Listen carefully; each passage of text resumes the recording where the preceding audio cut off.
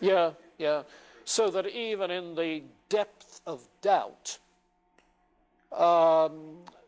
the mind is not in darkness, but, oh, I see, even in the depth of doubt, I must exist. There's light in the darkness. Yeah. You know, why does he use the visual metaphor of a clear and distinct idea? You see? Well, there has to be some light in the mind for it to be clear and distinct. Yeah. It seems that somehow, maybe I'm not understanding it properly, if our knowledge of God is dependent upon our ability to think these ideas, Yeah. then it seems that the idea of God is subjective to our ability to think. Well, yes, but so what? I mean, can anybody have an idea of God if they don't think ideas? That's why dogs don't have ideas of God. They don't think ideas. They have sense images, perhaps, but not abstract ideas. But couldn't it then be argued that the idea of God is just subjective? And if we didn't, yes, there wouldn't be and that's precisely what Marx and Freud and so forth say. But the point is that an idea exists in the mind. The question is not whether the idea exists in the mind. That's a tautology. The question is whether it's true, whether there's anything in reality corresponding to the idea in the mind. Right, so it's not really a proof for God's existence, it's a proof really for the existence of God, the idea. No, no, the idea of God is something that's given. He said, I have this idea. The question is, where did I get it? You see? He eliminates the fact that it could be a fiction of his own imagination, which means he'd be saying no to Freud. This is not the projection of my Oedipus complex. You see? It's not something I've made up. He says it's not adventitious. It's not something that's been caused by various other factors in my experience. So in that sense, it's not like the idea of some physical body that I've seen. No, it seems it must be innate. An innate idea is so clear, so distinct. You see, this idea of an infinite being is something so great. Now, what sort of a cause does this have? You see? Well, the cause must be at least as great as the effect. It must be the very kind of being that I have the idea of. You see? No, maybe you think the argument is too easy and there's something wrong with it. I think there is. I think there is.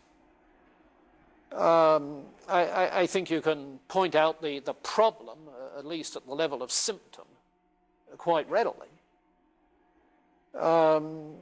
Namely, that while he has an idea of an infinite and perfect being, he doesn't have a perfect idea of an infinite and perfect being.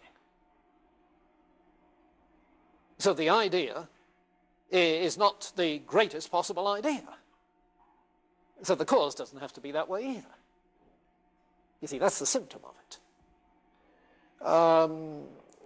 You might, in asking, well, why then does he miss that point?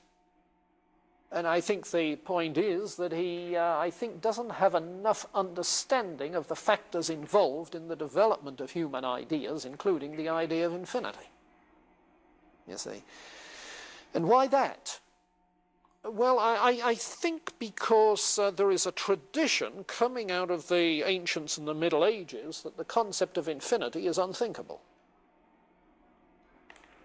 You see, as if it's something that the human mind can't grasp, the concept of infinity. Yet here I have the conception of an infinite being. In more recent mathematics, yes, there's been attempts to conceptualize the notion of infinity and how it develops, you see. And the simplest way to explain how one gets the concept of infinity is simply to say, well, you've got an idea of a big thing, and you think extrapolating and extrapolating and extrapolating a little bit more, if you please. And go on, you know, all the way. And what you get is the concept of infinity. So you can explain the concept of infinity. No, but I think that in terms of his epistemology, the underlying problem is that this criterion, this intuitive criterion for truth, clarity and distinctness, just isn't that reliable. I have a friend who used to say that the only response that's needed to someone who says this idea is perfectly clear and distinct is, well, I'm afraid it isn't to me. Or else, well, just wait until I've finished with you. You see. Because clarity and distinctness is a matter of degree, and we may think we have something down perfectly clear on a paper we've written or a test we've written, and then when it comes back, you realize you don't have it clear. You see. You know, illustration from experience. So I think that's where the problem is. Yeah. But you can see what he's doing, and the thing that I'm trying to stress most in Descartes at this juncture is his method. You see, the limitations of this foundationalist method is what we're discovering as the line of thought unravels. Yeah. David? I was wondering if you could restate premises that he doesn't have right now, which you're still allowing to use the ontological argument now, which you will have after. Well, he needs a premise about the trustworthiness of human reason. That is to say, the trustworthiness of human reason in following laws of logic which are trustworthy. Yeah. That's what he needs. Isn't he using that now? Okay, and immediately you latch on to a major objection